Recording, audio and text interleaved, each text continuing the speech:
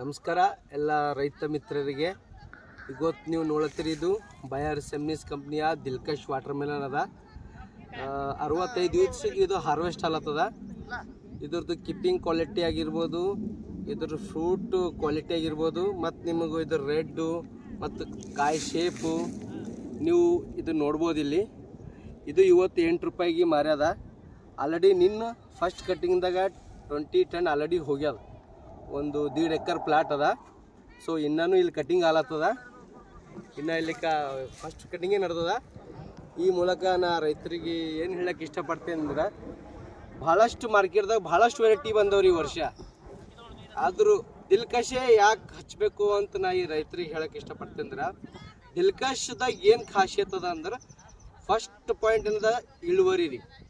ಯಾವುದೇ ರೈತರು ಬೆಳೆಸಿದ್ರು ಫಸ್ಟ್ ಇಳುವರಿ ಇರಬೇಕು ಅದು ಮಾಲ್.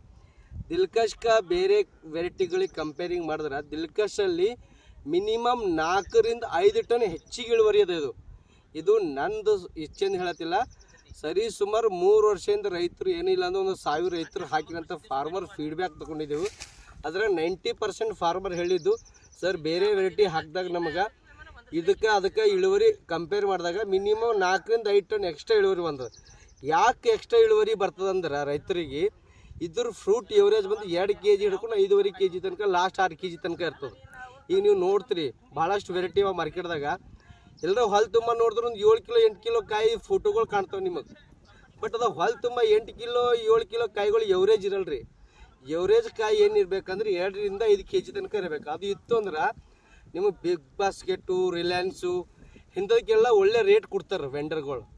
ಸೊ ಈ ಮೂಲಕ ನಾನು ಹೇಳಕ್ಕೆ ಇಷ್ಟಪಡ್ತೀನಿ ಅಂದರೆ, ದಿಲ್ಕಶ್ದಲ್ಲಿ ಈ ವರ್ಷದಾಗ ನಾವು ನೋಡಿದೆವು ಯಾವುದೇ ರೀತಿ ಬಿಲ್ಟ್ ಇಲ್ಲ, ಯಾವುದೇ ರೀತಿ ರೋಗಕ್ಕೂ ಭಾಳ ತಳ್ಕೊಂಬಂಥ ಕೆಪಾಸಿಟಿ ಅದ. ಮತ್ತು ಇದ್ರದ್ದು ಬೆಳ್ಳಿ ಅಂತೂ ಸಿಕ್ಕಾಪಟ್ಟೆ ಎಕ್ಸಲೆಂಟ್ ಅದ. ನೀವು ಯಾವುದೇ ವೆರೈಟಿ ಕಂಪೇರ್ ಮಾಡಿರಿ, ಬೆಳ್ಳಿ ಅಂತೂ ಎಕ್ಸಲೆಂಟ್ ಗ್ರೋತ್ ಆದ. ಮತ್ತು ಎಕ್ಸಲೆಂಟ್ ಸೆಟ್ಟಿಂಗು, ಸೈಜು, ಇಳುವರಿ ಎಲ್ಲದ ಓವರ್ ಆಲ್ ಎಕ್ಸಲೆಂಟ್ ಹೊಂಟದ.